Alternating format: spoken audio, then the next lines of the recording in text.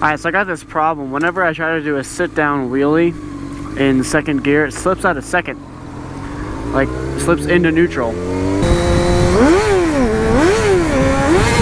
There we go! Okay.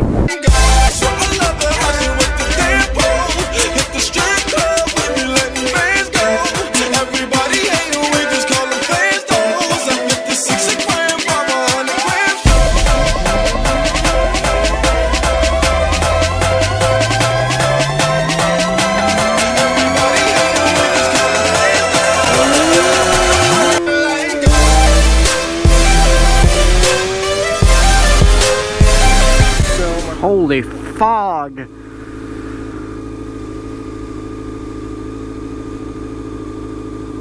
can barely see those mountains through that fog. Hope it doesn't rain today. Those look like rain clouds. Look at those trees. Pretty windy. That's gonna be terrible.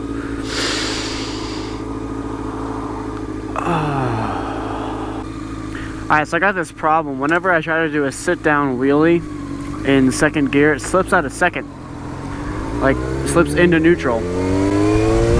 Mother trucker! Gah! Traffic is terrible. Well, anyway. So I have this problem, and it seems like it's going to be one of two things. It's either going to be a bent shift fork, you know, like, or the shift fork has like scoring on it or whatever, a bad shift fork, or B, bad shifting dogs.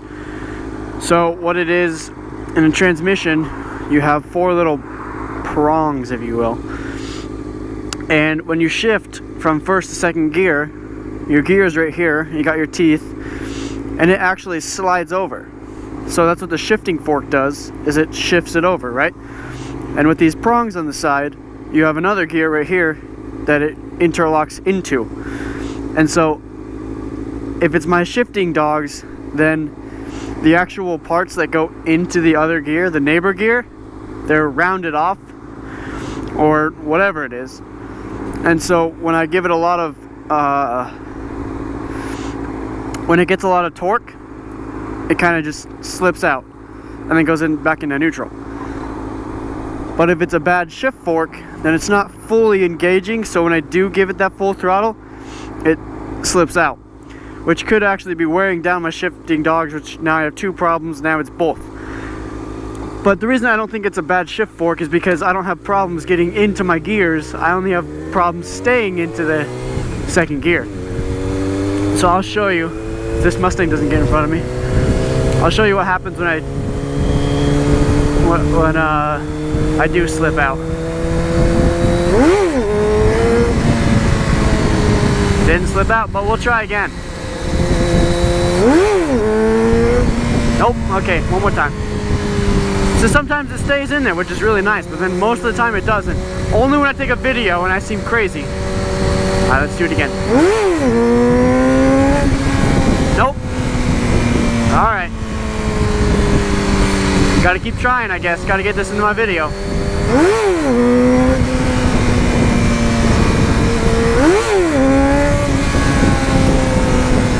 Okay, it really wants to stay, but I swear to God.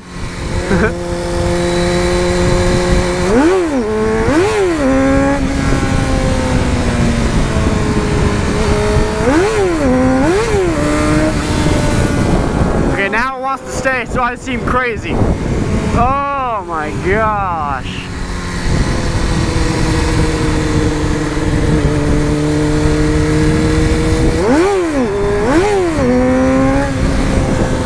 Man, how come when I try to dig, I can never get proof of this happening.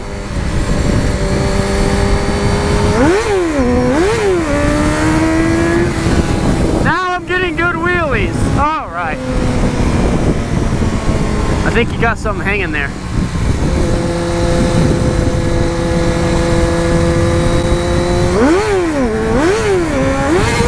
There we go. Okay.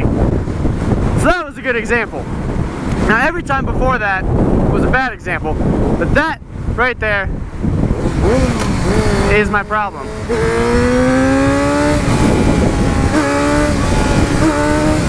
I don't know. Sometimes it's when I take off and I really gun it in second gear. Other times it's just when I try to do sit down wheelies. But nonetheless, I got a problem, and so one of the things that's really kind of deterring me from fixing it is the fact that, I don't know, maybe it's gonna cost like $3,000 to get it fixed by a mechanic, and I don't got $3 to put in this bike. Now, one of the things that really comes to mind, $3 I could just get a new bike rather than pay to fix this transmission. And I bought this bike for less than $3, a little bit less, but nonetheless, if I'm gonna pay $3, I might as well buy another bike that doesn't have problems. So, with that being said, why am I gonna pay $3? I'm not. You know what I mean? The reason it's like $3 is because they have to take the engine out. So they gotta drop the engine, and then they gotta take the cylinders off. So now you just have the transmission, you don't really have any of the combustion chambers, you don't have anything like that. So now that they have the top half of the engine off, now they have to split the crankcase and get into the transmission. So that's a lot of work. And that's why it costs $3. Now the parts only cost anywhere from 100 to 200. So you're paying 100, 200 parts, and then you're paying everything else labor. So, with that being said, why not just do it yourself? And I thought about it. I think I am going to do it myself, but I really don't know what's wrong. I would really like to have everything, like all the parts I need, so I can just, you know, same day I get it open, I can close it. And it's not going to signal for me, is it? It's not gonna let me go.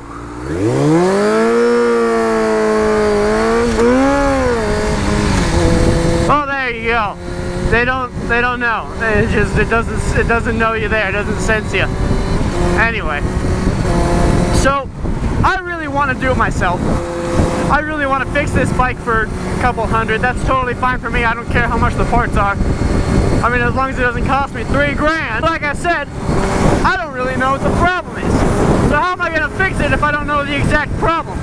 Now, I could just crack it open and then figure out what's wrong by seeing either, okay, a bent shift fork or bad shifting dogs, like they're all like rounded off. But then, after doing that, I gotta wait for my parts to come, and that'll probably take a week. So that means I have a week of no bike, and that's not what I like. I'd rather have a bike that slips out of second gear occasionally than have no bike at all. So if I can figure out what it is before it even happens, before I even take it apart, that would be prime. Now, if anybody has any idea what my problem is, I would be happy to know. I'd be open for opinions. So, I'll definitely make a video of that if I do it, when I do it, probably when I do it. It's estimated that it'll take about 3 days to take everything apart, drop the engine out, crack the crankcase open, and get a look and see inside. So that's 3 days, plus another 3 days to put it all back together, assuming you don't break anything or fuck anything up while you're doing it, and everything goes well in a perfect world. That's a total of 6 days. So that's 6 days, that's a week, pretty much. I mean, maybe like 1 week break. So that's a week, alright? And then however long it takes to get parts. So I'm looking at 3 days of the bike out of commission while I'm taking it apart, and then I'm looking at it probably another week until I get my parts in. And then another 3 days after that. So that's almost 2 weeks of no bike.